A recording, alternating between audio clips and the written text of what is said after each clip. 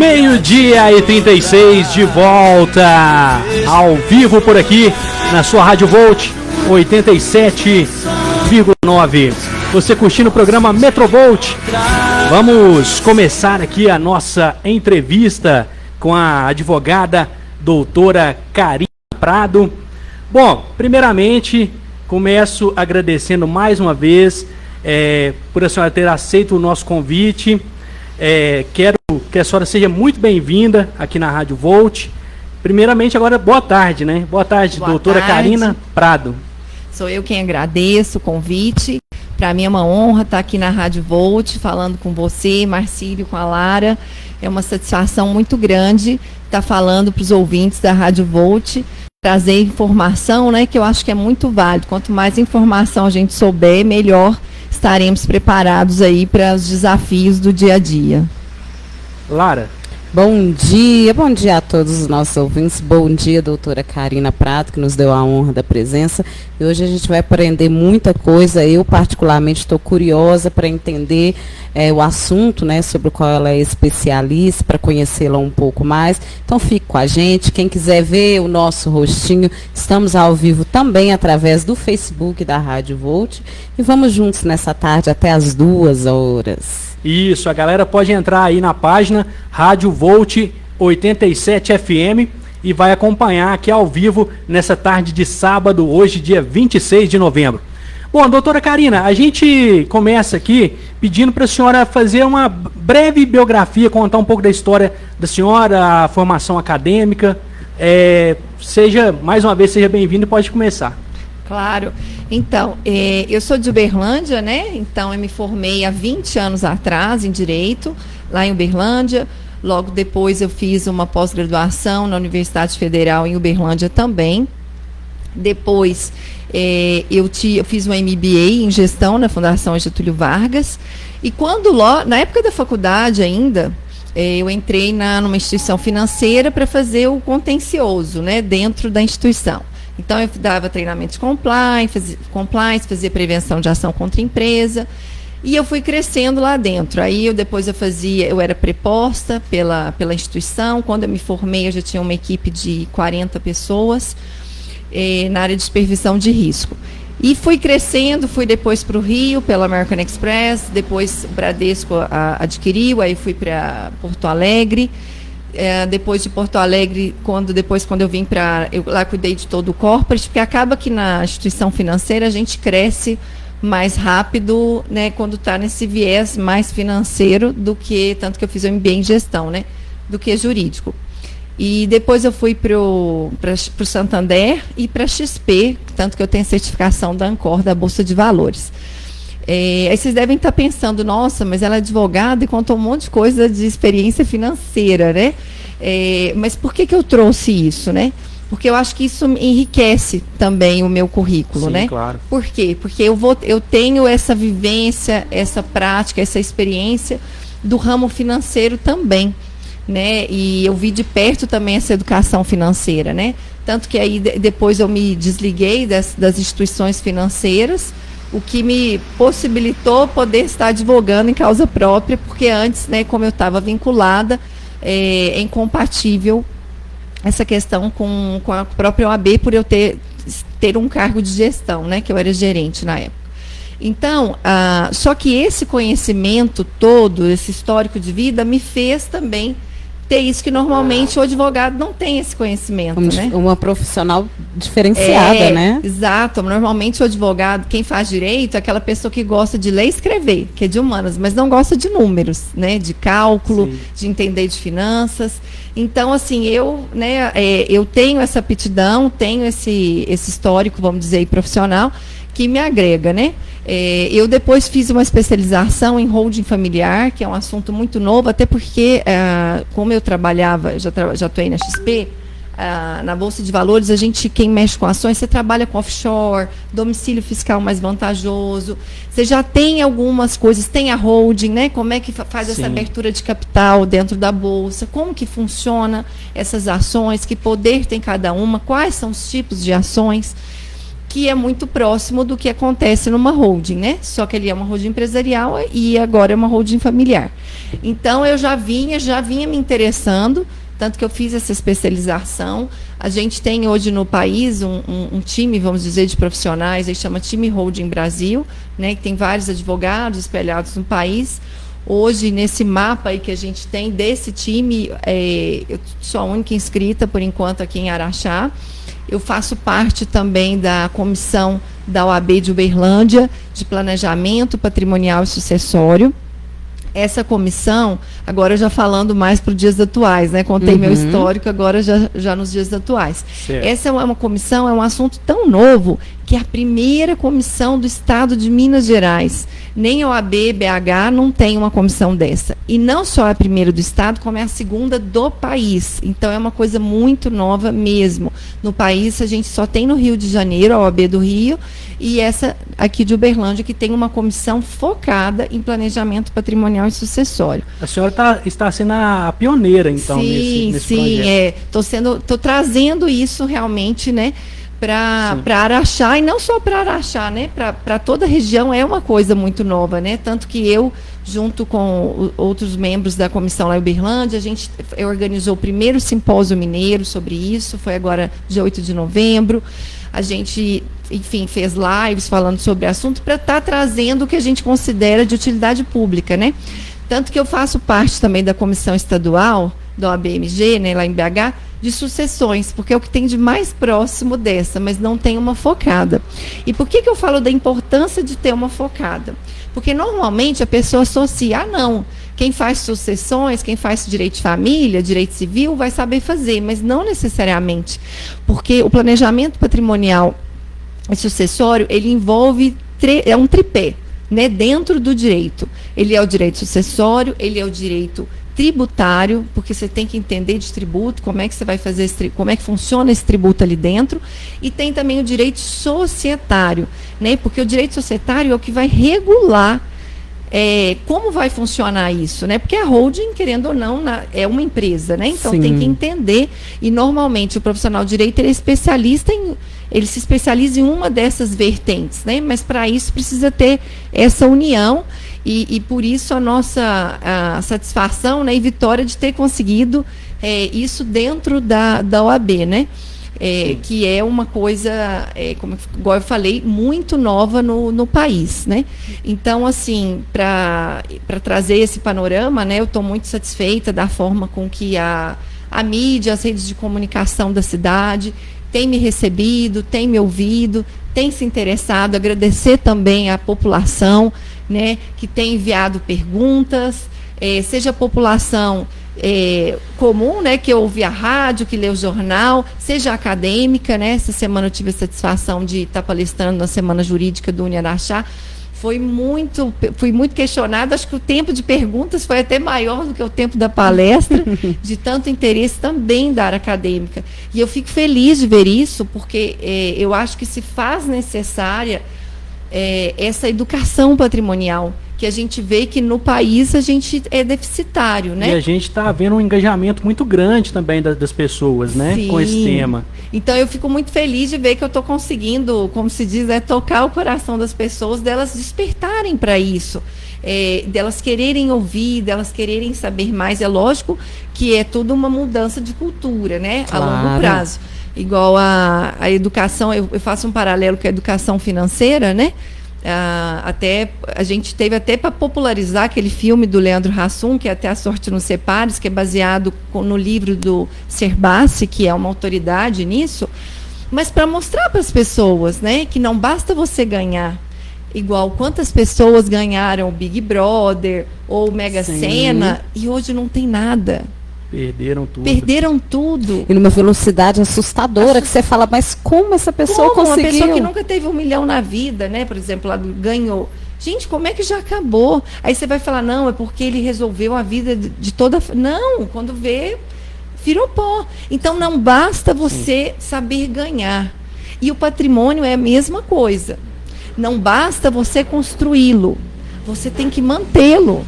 Porque o difícil é conseguir manter. Então a pessoa precisa ter essa preocupação.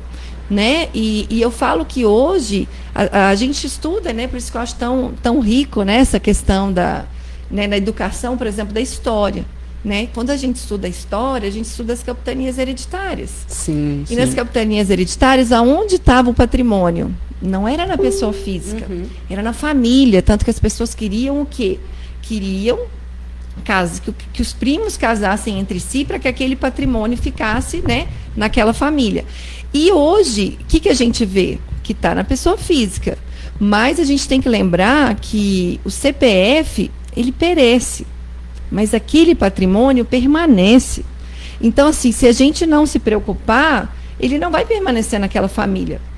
Né? E se você não se planejar para isso, às vezes um filho, por exemplo, mora um casal e um filho, né? Esse filho, às vezes, não vai conseguir se manter na casa que ele viveu a vida inteira.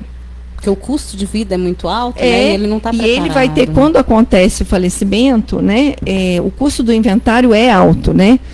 Por exemplo, a tabela de honorário, só de honorário de advogado é 6% sobre o valor do imóvel aqui em Minas Gerais.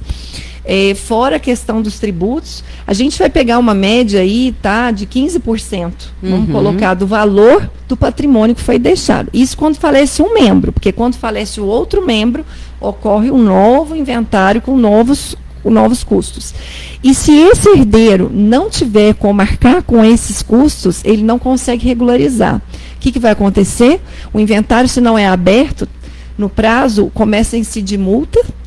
E aí ele vai ficando devedor. E é perigoso quando vê essa multa, vai consumindo esse imóvel, né? Eu não sabia disso, que gerava multa. Gera multa, tem um prazo para abrir. E se você não paga aquele tributo, você fica devendo para o Estado, né? Então é uma coisa muito séria. E normalmente tem gente que fala assim, não, mas eu estou tranquilo, porque eu vou deixar, por exemplo, para o meu filho uma casa, um terreno, qualquer coisa, ele vende o terreno. Se a gente for para o mercado imobiliário, se você for vender um terreno, é muito caro. Como é que fala? A brincadeira sai cara dele não estar regularizado. Por quê? Por exemplo, você pagaria por um terreno que não vai para o seu nome o valor do que aquele queria? Lógico, jamais. Um contrato de gaveta, quem garante que aquilo vai chegar e quando vai chegar? Porque, na verdade, a posse é de quem está no registro. Sim.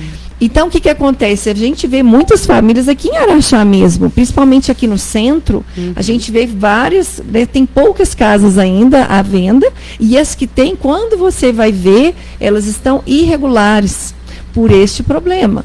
Só que aí, para vendê-las, muitas vezes a pessoa perde 20% do valor de mercado para que alguém aceite pagar por uma coisa que é um contrato de gaveta, para que com esse dinheiro da compra a pessoa consiga regularizar o processo de inventário, para depois passar para o nome do novo proprietário. Então, aí a gente já teve uma perda de 20%, lá no inventário 15, a gente está falando já de 35%, fora a morte do segundo do patriarca ou da matriarca dessa família. E o desgaste emocional, né, de estar passando por tudo com isso no meio de um luto, de uma reestruturação aí, né? Exatamente, que é um processo muito moroso, né? Sim, doutora Karina, para a gente entender mais ainda aqui do assunto, para a gente englobar a explicação que a senhora está nos dando, vamos começar aqui. O que é a holding familiar? Então vamos lá. Para a gente englobar todo esse assunto. Tá. Que a solução para a gente, né, evitar, amenizar, tornar célere é a holding familiar. Familiar é porque a gente está falando da nossa família, né? Dos membros que compõem aquela família e do patrimônio que aquela família possui. E por que holding, né? Holding é um termo em inglês que vem do to hold, que quer dizer deter, manter, segurar. Então é o quê? Manter estes bens, esses patrimônios dentro dessa família. Então, por isso o nome holding familiar, que é um nome, digamos, popular, né? A gente, dentro do direito, chama isso de um planejamento patrimonial e sucessório. Mas o nome popular é esse holding familiar. E por que porque o termo em inglês, né? Não é um puxa-saco, né, dos nossos amigos americanos e ingleses, não. É porque realmente o berço da holding no mundo é lá, né? É na Inglaterra e nos Estados Unidos, onde isso acontece já há um século. Foram os pioneiros. Foram os pioneiros nisso, e lá é uma coisa comum, a gente vê pessoas novas, até com patrimônios assim, de classe média mesmo, a maioria já possui, né? E no Brasil, isso se tornou legal em 1976, né? Que foi quando surgiu a lei de SAs, que a gente pôde trazer esse ordenamento bem recente. É bem recente para dentro do país, né? Então é uma coisa realmente nova. E a gente, eu gosto de citar de exemplo, né? Por exemplo, a gente pega o caso do Chico Anísio, né? Que todo mundo conhece. Bom a senhora dá os exemplos de pessoas famosas, conhecidas, né? Sim, que a população já ouviu falar, né? Ele faleceu tem 10 anos, né? E até hoje o inventário dele não resolveu, né? Eles estão em litígio, um dos filhos já veio a falecer de Covid, né? Muito triste, nunca viu nada. E se a gente for pegar o valor venal, que é o que estava no imposto de renda dele, quando ele faleceu, o que tem de multa hoje, que foi gerando multa sobre multa, imposto sobre imposto, sem pagamento, hoje já está quase o dobro do que ele tinha declarado de imposto de renda. Aí as pessoas podem perguntar, não, então por que ainda estão brigando por dívida? Não, porque aquele era o valor venal, que é o valor do imposto de renda. É lógico que se a gente for pegar em valores de mercado atual, que é o que vale os bens hoje, valem muito mais. Mas eu dou essa referência para as pessoas se atentarem que é uma preocupação emergente, né? Sim. Precisa ter isso, a gente precisa ter essa preocupação. E não é um caso isolado, né? São vários, né? O Gugu Liberato, por exemplo, agora, dia 21 de novembro, fez 3 anos que ele faleceu.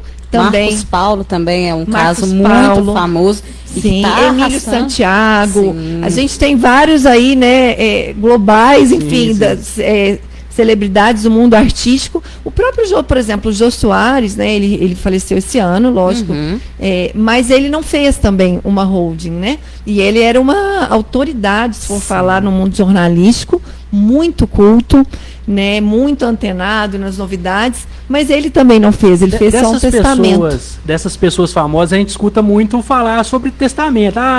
Fulano deixou um testamento, mas foi contestado e tal. Que diferença que tem o testamento para uma holding familiar? Tá. O testamento é o quê? Porque, assim, dentro da nossa legislação, seja testamento, seja só o inventário puro, seja holding, o que for, a gente tem que respeitar o que a gente chama no direito de legítima, né? Então, no direito, a gente tem a legítima, que tem que ser respeitada, que é aquele ordenamento. Por exemplo, você não pode deixar um filho de fora, que foi o grande erro do Chico Anísio, né? Sim. Ele deixou um filho de fora porque não se dava com a esposa atual na época que ele ainda estava vivo. Então, esse foi, porque não adianta, pode ser testamento, inventário, até a própria holding. Tem que se respeitar a legítima, que é o que está previsto na lei, quem vai ter direito. Você não pode desconsiderar um herdeiro necessário. Então, não é uma estratégia para você tentar... Não. Então, assim, a questão do testamento é porque a outra metade dos seus bens, você pode dispor. Que forma que você quer fazer? Né? Ou às vezes você quer direcionar uma coisa específica para um, para outro. E aí, muitas vezes, né, antigamente a gente só tinha o testamento, se fazia o testamento. Mas o testamento, ele acaba tendo que ter um inventário igual. Ele é só algo onde está escrita a vontade daquela parte que faleceu, né? Porque o inventário continua tendo que existir. Agora, diferente da holding, porque às vezes, por exemplo, a pessoa é médica, por exemplo, da área de saúde. Sim. Ela tem um filho que também é da área de saúde. Então, às vezes, a gestão daquele escritório, ela já vai deixar para aquele filho, né? Que faz mais sentido. Tem afinidade. A pessoa que é, por exemplo, fazendeira, né? Eu tenho um filho que toca a fazenda junto, o outro mora em outro país. Então, a gestão, lembrando que gestão não é propriedade, né? Porque na holding, o que a gente faz? É igual eu até faço a analogia, é igual no mercado de ações, né? Você tem cotas de uma empresa, mas você só tem a cota. Você não tem poder de gestão, poder político, poder decisório, você não pode comprar, você não pode vender, você não pode dispor, você não contrata, você não desliga, você não aumenta preço, você não diminui preço, você é proprietário. Igual quem tem, por exemplo, a ação da Petrobras. Você escolhe preço do combustível? Não. Você resolve se tem que comprar a refinaria, vender, o que vai fazer? Nada. Você simplesmente tem aquela cota. E na holding familiar é isso, né? Esses herdeiros terão cotas. Esse poder de gestão, esse poder político, de administração, continua na mão dos patriarcas, vamos dizer assim, daquela família, como sempre foi.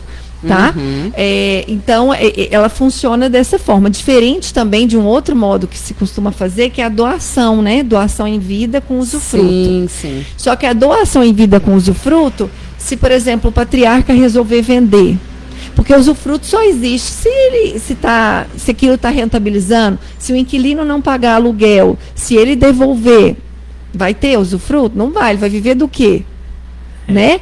Aí não tem usufruto. Então a gente tem que lembrar que e se ele quiser vender, olha a função, ele vai ter que pegar a autorização de cada filho, dependendo do regime de comunhão, de casamento desses filhos, da nora, do genro, e mesmo que seja comunhão parcial, que não tem direito à herança, só depois de casado, o cartório não autoriza a venda sem anuência desse cônjuge, mesmo ele não sendo herdeiro necessário. Tamanho burocrático é. Agora, numa holding, não. O herdeiro, ele pode dispor, ele vende a hora que ele quiser, ele compra a hora que ele quiser, sem precisar de autorização de ninguém. Então, essa Mas ele já tem que estar registrado na holding, já tem que ter tudo certinho ali. Ah, sim. Quando está constituída, integralizada, por isso que eu falo, né, que a holding é uma coisa também muito séria.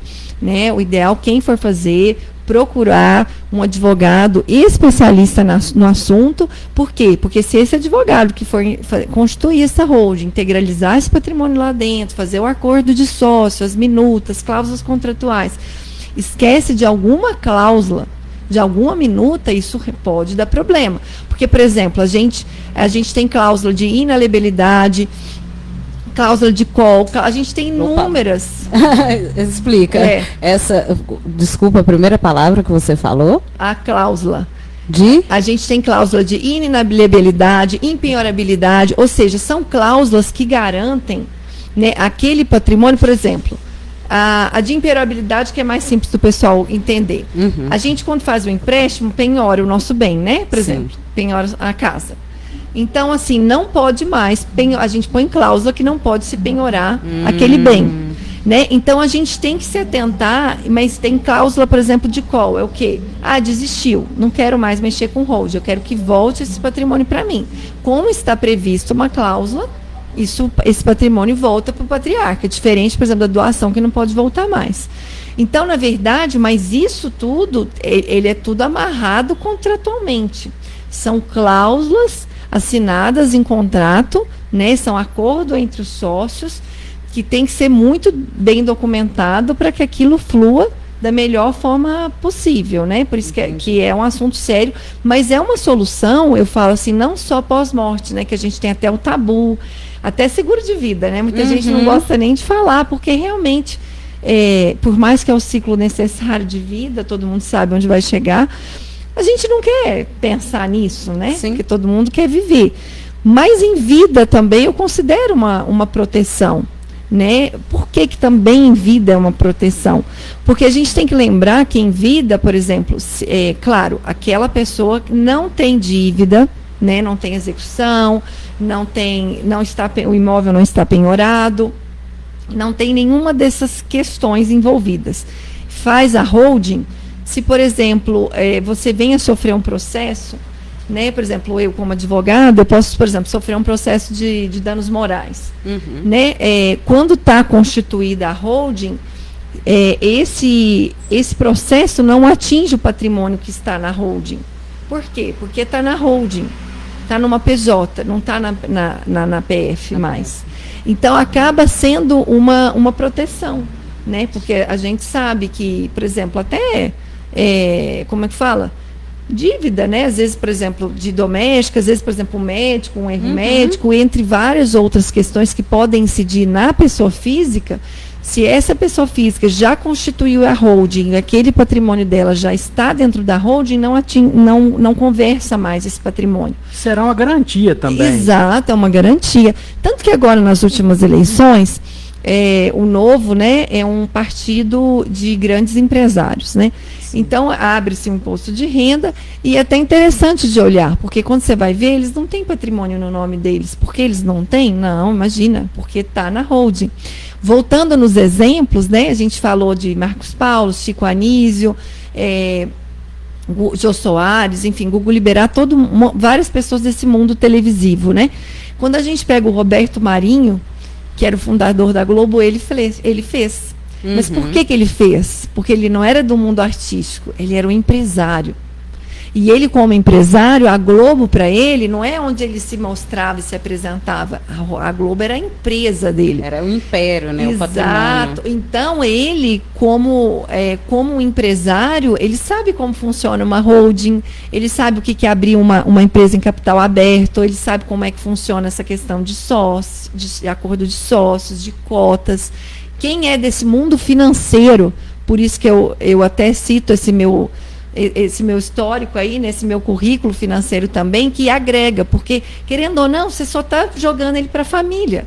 Um foco é empresarial, né, para a manutenção daquela empresa, e o outro é para a manutenção daquela família, dos bens daquela família.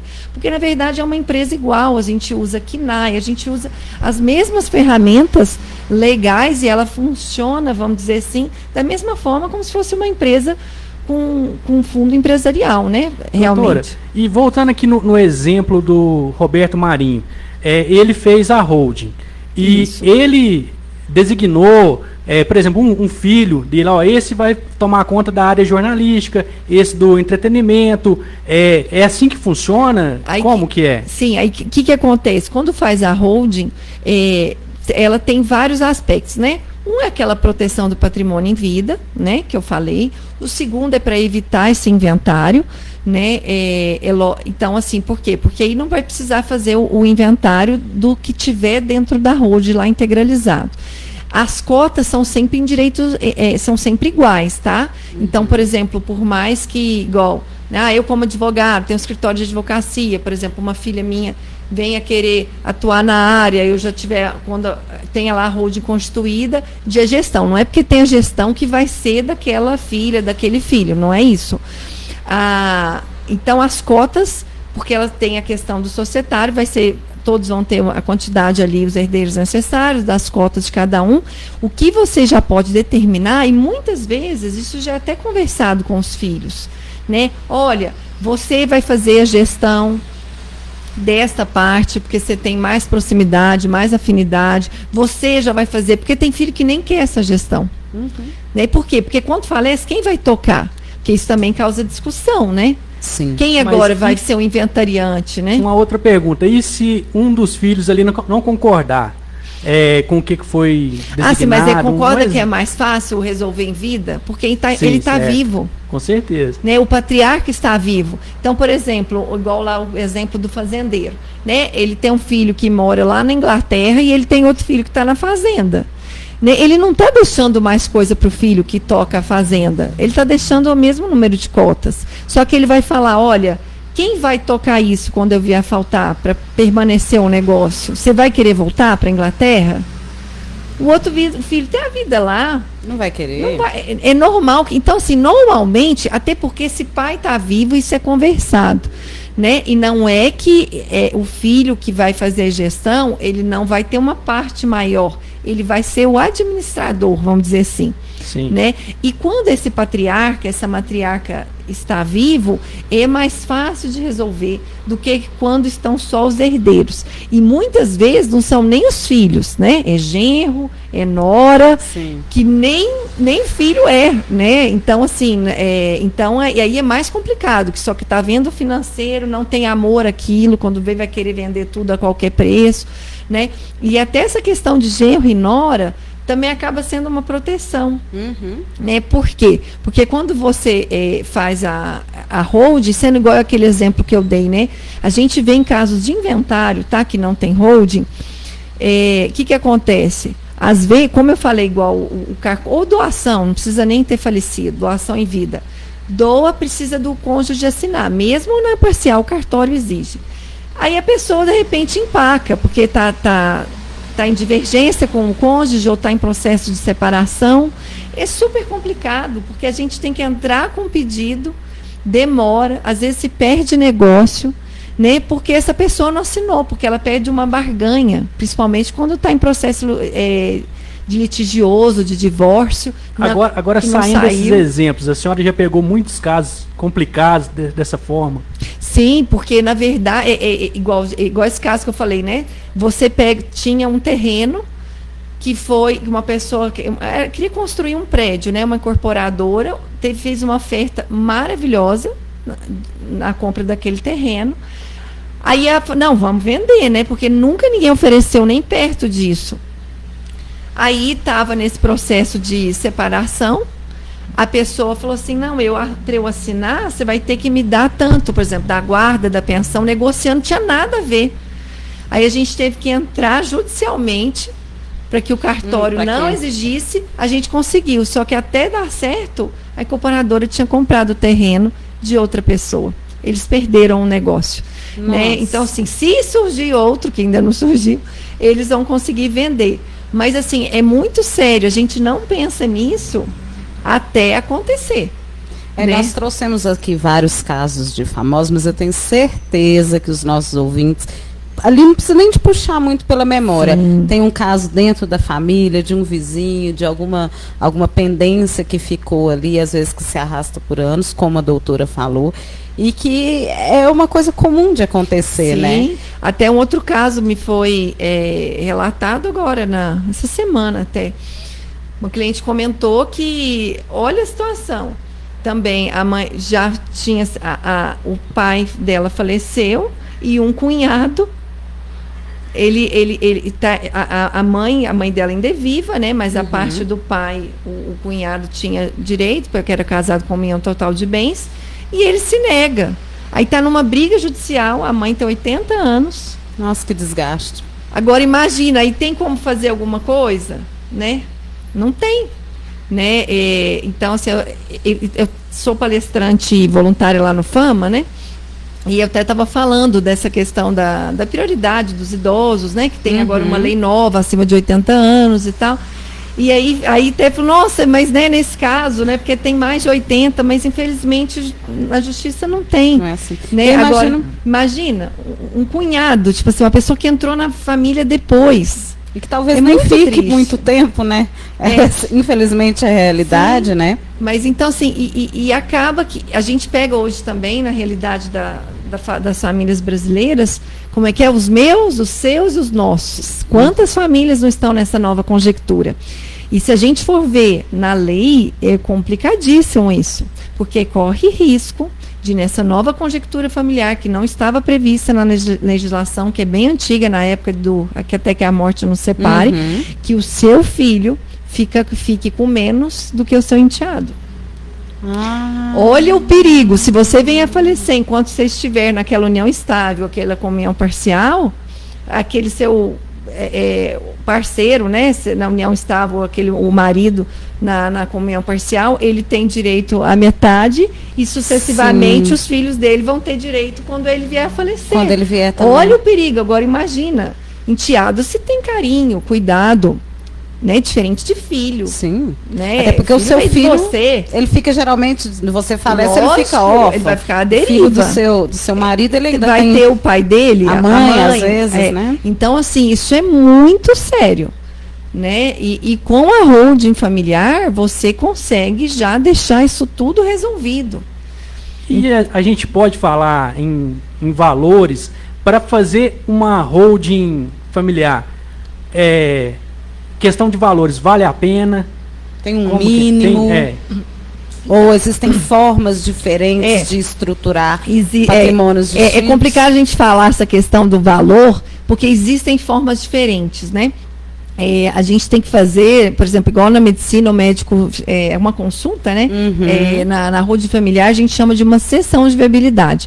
onde a gente marca essa sessão, a gente vai entender a realidade dessa pessoa, dos bens dessa pessoa, como é que eles estão, é financiado, não é financiado, está penhorado, não está penhorado, é de aluguel, não é de aluguel, ele precisa daquilo para movimentar um negócio, por exemplo, igual fazenda, que precisa penhorar para a próxima safra, ele tem alguma dívida, qual que é que negócio que ele mexe, como que é a estrutura também familiar, de comunhão desses filhos, dele. Então, a gente precisa entender onde estão esses bens, em Araxá, em Uberlândia, em outro estado.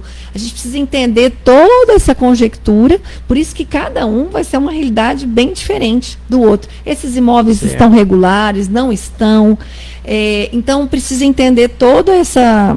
Como é que fala? Eu até brinco, né? Como se fosse igual tem o psicólogo, né? Uhum. Que tem que abrir as portas. Nesse também tem que ir a fundo dessa estrutura familiar, né? Do que ele espera, ele quer já evitar alguma coisa, ele tem alguma preocupação, ele já tem algum anseio ou não, ele quer só evitar o inventário. Ele tem alguma dívida, mesmo que não seja já... Então, a gente precisa realmente entender essa estrutura. O contexto, né? Às vezes uma família em conflito é diferente de uma família que está tranquila, com tudo.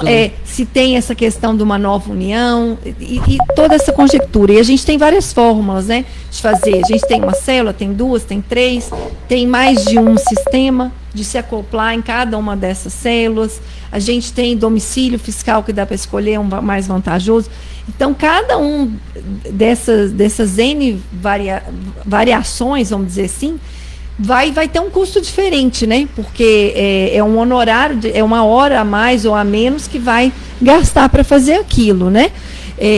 Mas é um honorário, assim como se cobra nos outros quesitos, se cobra, né? Por exemplo, tem honorário no inventário, tem honorário, e tem honorário também que é cobrado conforme, né, na hold, conforme essa complexibilidade, né? Eu estou fazendo essa pergunta até porque, como a senhora disse, aqui no Brasil, foi nos Estados Unidos que foi o pioneiro, né? Mas no Brasil agora que as pessoas já estão falando de hold familiar.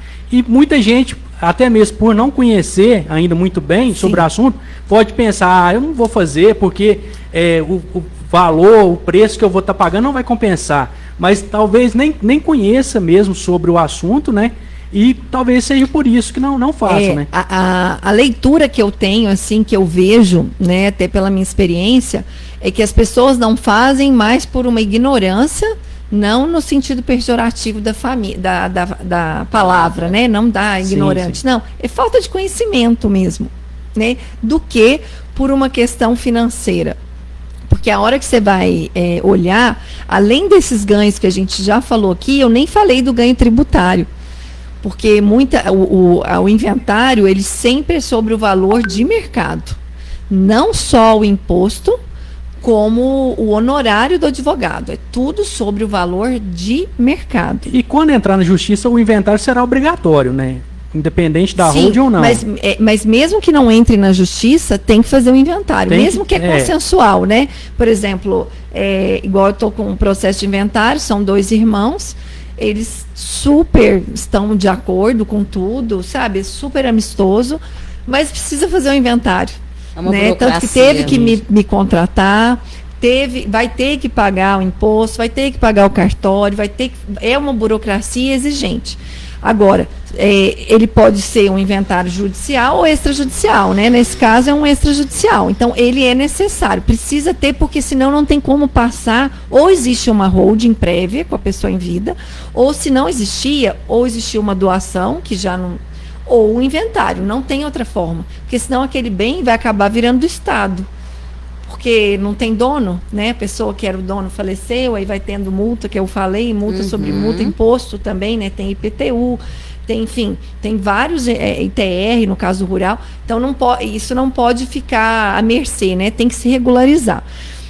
Então, por isso, mas eu vejo que as pessoas é uma falta de conhecimento. E é que eu estava falando do ganho tributário, porque a gente, muitas vezes, na questão da holding, a gente consegue fazer por um imposto muito menor. Por quê? Porque a gente consegue fazer sobre o valor venal, que é o valor do imposto de renda. Só aí tem um ganho muito grande. Não aquele de mercado. Não, o de mercado, que o filho teria que pagar. Então, só aí a gente está falando de um ganho enorme, né, de imposto. A questão, por exemplo, o honorário de advogado no inventário é muito maior do que na holding. Então, assim, a gente tem ganhos financeiros que por isso que eu entendo que financeiramente falando é melhor fazer a holding, entendeu? Mesmo financeiramente falando. Então, é por desconhecimento mesmo que as pessoas ainda não fazem. É aquela coisa, sabe? Aquela água mole em pedra dura. Comecei a ouvir, nunca tinha ouvido, ouvi uma vez. Comecei a seguir. E aí eu tenho várias pessoas que às vezes, lembra, você estudou com a minha filha, tô te acompanhando, tô achando interessante, me manda mais alguma coisa.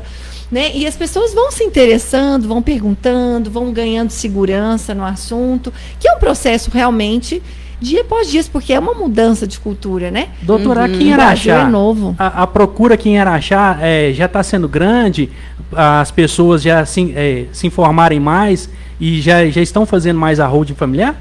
Sim, a gente está ainda não dá para falar, já tem um monte de gente, né, que fez, não, que é um processo, né, mas eu já tenho tido várias procuras, por exemplo, várias pessoas fazendo, né, essa sessão de viabilidade, entendendo, parcerias também com contadores, que as pessoas têm perguntado, eles têm oferecido como uma questão tributária mais vantajosa, né? Porque igual eu falo, é uma mudança de paradigma mesmo, tanto que várias pessoas falam, né? Igual quando eu dei a palestra, me manda que eu quero assistir. Me manda o artigo, me dá um jornal, né? Que eu estava no Jornal Interação essa semana, que eu quero ler. Então, assim, mas assim, tem sido mais rápido até do que eu esperava, né? A resposta da cidade, eu estou muito satisfeita. Eu vejo que a gente tem conseguido, igual eu falei, chegar, as pessoas têm conseguido entender, né? Porque, embora eu seja advogada, eu não gosto de juridiquês, né? Eu adoro falar... Deu para perceber, porque eu consegui entender tudo que você falou até agora. Feliz, viu? Para mim é um elogio. Eu gosto de uma explicação simples que a doutora está passando para a gente aqui, está nos dando uma explicação bastante simples, que todos, eu acredito que estão entendendo, né, também. Sim, porque até eu, né, enquanto advogado, por exemplo, quando eu vou em congresso, seminário, nossa, como é chato, aquele advogado que chega mostrando slide, lei tal, artigo tal, inciso tal, a linha tal, e fica lendo. Gente, lê, eu tenho o código lá em casa, eu leio sozinha, né? A gente está ali para ver a interpretação, a aplicabilidade daquilo no nosso dia a dia. Tá, mas o que isso quer dizer para mim? E eu acho que é isso que a sociedade, né, os ouvintes, quando param para ouvir um advogado falando, seja na rádio, seja na televisão, seja lendo um jornal, ou seja no escritório, quando ele te procura, ele quer entender dentro da realidade dele. Ele não quer entender na lei como é que está. Sim, né? Quer saber como aquilo vai impactar na vida dele, na prática. Na vida dele, né? Isso, exato. E muitas vezes a gente vê aquele vocabulário rabuscado, é até bonito de ouvir, não vou negar. Sim. Mas não atinge, né? Não toca as pessoas não agregar, entendem. Né? Não agrega, e quando vê, fala, nossa, não entendi nada e nem quero saber, vivo bem sem isso. Né? Porque, claro, a gente viveu a vida inteira, né, sem hold e consegue continuar. Mas é legal porque isso será que posso melhorar? Não só a minha vida, mas será que dos meus filhos, né? Porque as pessoas muitas vezes, quando esses filhos perdem esses pais, eles não têm essa liquidez do dinheiro para quitar um inventário. Na mão, né? Na mão. E o problema é a falta da liquidez que eu falei. Às vezes tem o patrimônio, mas aí é uma desvalorização enorme sem precisar. Né? Que é preocupante também, e a gente precisa se atentar. E outra coisa, até pegando o viés das eleições, não só o partido que ganhou, mas a proposta de vários partidos era qual? Né? Era onerar o imposto de grandes fortunas. Sim. A gente vê mundo afora que não é só as grandes, né? A classe média, média alta entra. Às vezes até a média entra também. Então, assim, o Haddad mesmo vem falando em várias entrevistas, né? Que essa é a ideia. E então, assim, e quando isso acontecer, o ganho já é muito grande hoje. Quando isso acontecer, o ganho vai ser muito maior. A gente pode dizer que a holding familiar é o presente e o futuro. Com certeza. Até porque o imposto, as pessoas reclamam muito do Brasil, né? Eu tenho maior orgulho de ser brasileira, de morar no Brasil. Eu gosto de ir para fora só para passear. Igual, tem gente, uma amiga minha postou lá, né, que eu já morei em Porto Alegre. Ah, olha eu aqui e tal, Portugal, aqui eu posso andar com o celular na mão. Eu falei assim, vem para achar que aqui você pode também. Sim. No interior do Brasil, você pode andar com o celular na mão, você pode até deixar o carro aberto, né? Então, assim, e aqui é um dos menores impostos. O ITCMD, que é o Imposto sobre Causa-Mortes, é um dos menores do mundo. O nosso é 8%. Tem país que chega a 60%. Meu Deus. E no Brasil é só 8%. Então, realmente, o nosso imposto é um dos menores do mundo. Né? A gente, por exemplo, o Inglaterra e Estados Unidos, que é onde é o berço da holding, tem 40%. Imagina, a pessoa quando falece, praticamente quase metade fica para o governo. É um absurdo. Por isso que a pessoa faz. Porque é desaforo, porque você já paga o imposto no salário que você ganha, ou na renda que você recebe. Você paga o imposto. Aí você compra o bem. Aí, quando falece, você vai pagar de novo imposto sobre o mesmo bem? É completamente abusivo. Sim. Né? E quando está numa PJ, porque o governo também quer que o dinheiro não fique, o patrimônio não fique parado nas pessoas físicas. Ele quer que esteja nas empresas. Né? Então, aí tem esse incentivo, tanto que aí não. Então, é uma preocupação emergente mesmo, né? As pessoas emergencialmente precisam se atentar para isso, porque de repente é um futuro que de repente vai ser daqui a um ano, né? Lógico, isso tem que passar por votação, uma questão federal, né? Que depois os estados, cada um resolve qual vai ser o teto. Mas é uma preocupação que existe e que tem se falado bastante. Então, é um assunto bem atual, né? Até a gente pegando o gancho das eleições. É um assunto aí para vários programas, não só para um, né? Porque o assunto está muito interessante, está bastante informativo e a gente vai fazer mais convites aí para a senhora outras vezes aqui na Volt. Não só aqui no Metrovolt, mas também no Jornal da Volt. Com certeza. Em vários programas aqui. E, Lara, pode fazer mais perguntas. Eu estou querendo, porque a senhora doutora já falou que o berço é os Estados Unidos, a Inglaterra, né? Mas qual foi o momento que estourou a bolha aqui no Brasil? Teve algum evento específico ou foi o fluxo de informações mundo afora? Não, foi essa lei, né? Quando surgiu a lei em 1976, regulamentando as SAs. Mas agora já tem crescido mais. Aí não, é que antes não podia. Entendi. Antes não Era podia. Proibido mesmo. Que não tinha respaldo legal, nem se podia fazer isso, né? E aí não podia fazer a holding. No Brasil, não. Mas então, a gente voltando, até nesses casos famosos que a senhora citou, eles não é talvez porque não conheciam, mas a lei é de 1976, né? Então, ela já tem aí 46 anos. Então, a gente fala que é nova porque, assim, 46 Chico anos Anísio faleceu tem 10 anos. Ele faleceu 36 anos depois da lei. Então, ele já poderia tranquilamente ter feito. Ter evitado todo esse problema, né? Sim. Esses casos que a gente vê é mais por essa ignorância, entre aspas, essa falta de informação mesmo, né? E acaba que tem gente, eu mesma já tive cliente que falou, olha, doutor, é o seguinte, eu já estou deixando tudo isso para os meus filhos. Eles que pelo menos resolvam como pagar esse inventário. Eu também não vou me preocupar, não vou querer gastar com isso. Não é possível. Eu já construí tudo isso que eles não vão dar conta nem. Já vou avisar para eles começarem a guardar esse dinheiro. A minha parte eu já fiz. E é uma opção mesmo. Sim, então é uma coisa assim muito pessoal mesmo, né, essa decisão. Porque você está evitando um custo que não seria seu. Isso é fato. É mesmo. Porque esse custo você já teria morrido, seria dos seus filhos, né? Então isso é muito pessoal. E do momento que a família está passando. É lógico que tem o ganho em vida, né? Que eu acho muito válido esse ganho em vida. Porque às vezes até uma doméstica que trabalha na sua casa, né? Às vezes pode até agir de má fé, falar que fez hora extra, que fez isso, que fez aquilo. E de repente aquele processo vira um negócio enorme de 5 anos atrás. E de repente pode atingir um patrimônio seu. né? E dessa forma você vai estar protegendo danos morais. Agora, para quem está fazendo, buscando essa questão do legado, do evitar o inventário, realmente você está trazendo para si, né? Por mais que o honorário do advogado é menor do que o do inventário, por mais que o imposto é menor do que o do inventário, por mais que os gastos com o cartório sejam menores, todos são menores que os do inventário, mas na verdade realmente é um gasto que vai passar a ser seu. E tem gente que pensa assim. Que aceita, né? Fala, eu não... E é uma escolha da pessoa, né? Então é muito pessoal. Tanto que eu não enxergo, não é que o inventário vai acabar.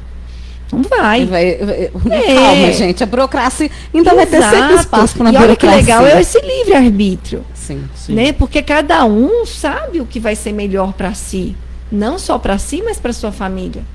Né? E também não é a única forma de proteger, né?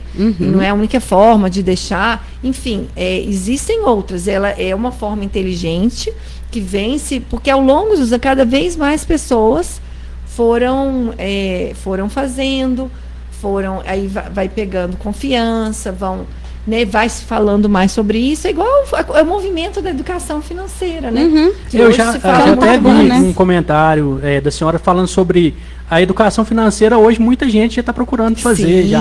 E agora também a holding, né? E isso que a holding, ela faz parte de uma educação patrimonial, né? Porque as pessoas, ela fala, muita gente pensa assim, não, eu tenho que construir o patrimônio. Não interessa se eu vou conseguir manter. Eu falo que é aquele velho ditado que a gente precisa quebrar, que é o avô pobre, o filho nobre e o neto pobre.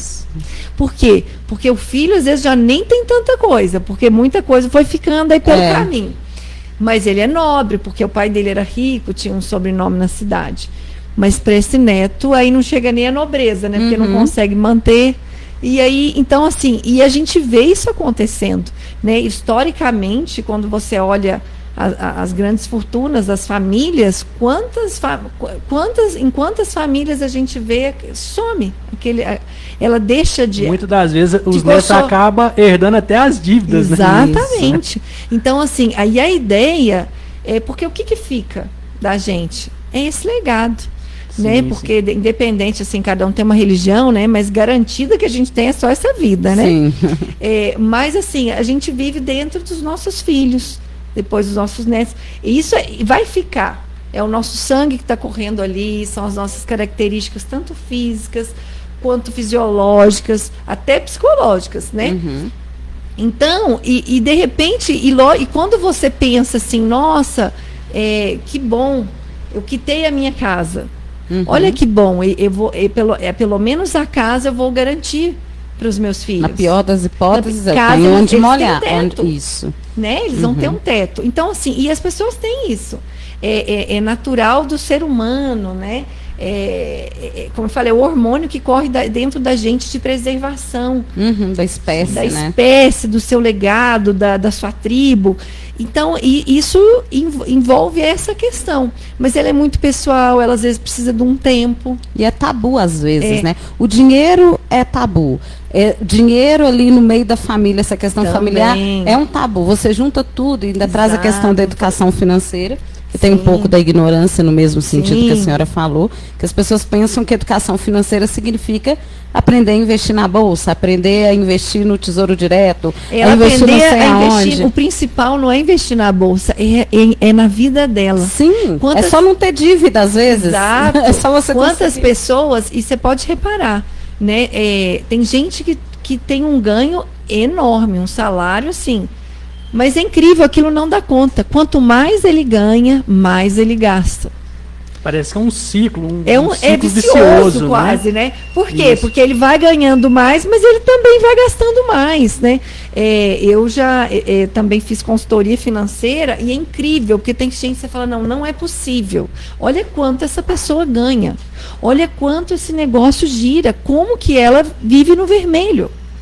Mas por quê? Porque ela não tem essa inteligência financeira. Porque não é só saber fazer trade, fazer investimento em renda fixa, renda variável, não é isso. A grande inteligência está nas suas finanças pessoais. Porque não interessa se você ganha, né? Um salário mínimo, ou 50 ou 100 salários mínimos. Se você não tiver essa inteligência financeira, você não constrói nada. Porque o que entra vai gastar, porque você vai aumentando tanto o nível de gasto, porque tem para estar no... E você tem que ver quanto está ficando. E as pessoas não param para pensar nisso. E do patrimônio, né? Nossa, que legal, você ofereceu para os seus filhos uma vida de príncipes e princesas. De luxo. De luxo, né? Tudo do melhor.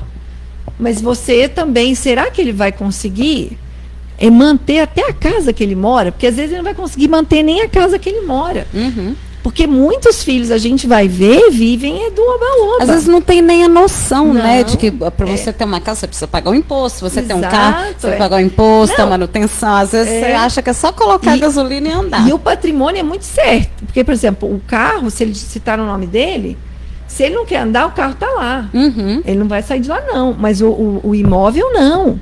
Se você não inventariar, se você não ir pagando os impostos que vão incidindo, quando vê, você vai perder aquilo para o governo. E agora, por falta de informação, não vai ser, né? Porque informação está sendo bastante discutido, bastante falado, né? E, doutora Karina, não só para Araxá, mas o pessoal que está fora, que está acompanhando pelo site da Volt, pessoal para procurar a senhora, o escritório, como que pode fazer? Inclusive eu faço já bastantes atendimentos online, né? Uhum. Com o pessoal que é de fora. Como é uma coisa muito nova, não dá pra gente se limitar a Araxá, né? Sim. Tanto que fora até tem uma demanda maior do que em Araxá. Seria uma injustiça, mesmo. porque a senhora é uma autoridade no assunto, não pode deixar só pra gente, não. Os nossos ouvintes de fora também têm que poder acessar o serviço da senhora. Poder acessar. Então, assim, meu Instagram, para quem se interessar, né? Lá também eu estou sempre divulgando conteúdos novos, que eu acho que é interessante trazer informação, né? Porque é dessa forma que se constrói uma nova realidade. A gente nos encher de informação, ouvir, ler e ir construindo dentro da gente aquele paralelo, né? De como aquilo entra na nossa vida, né? Então, meu Instagram é @carinaprado.adv. Karina com K. Isso, Karina com K, Karina Prado, tudo junto, minúsculo, .adv. Okay. Que lá a gente vai divulgando bastante informação. Lá também tem o Linktree, que aí tem meu WhatsApp, a senhora disse, meu canal do YouTube. Não nasceu em Araxá. Não.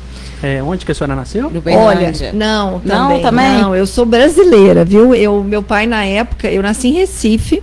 Meu pai na época tinha, a família do meu pai é do interior de Ribeirão Preto, interior de São Paulo, e minha mãe do Paraná, de Londrina. Aí meu pai foi ser gerente geral do Norte e do Nordeste da Shell Química. Aí eu nasci lá. Uhum. Aí depois veio para Uberlândia, eu cresci em Uberlândia. Sim. Mas aí depois eu fui para o Rio de Janeiro a trabalho. Aí depois eu fui para Porto Alegre. Aí depois eu vim para Araxá.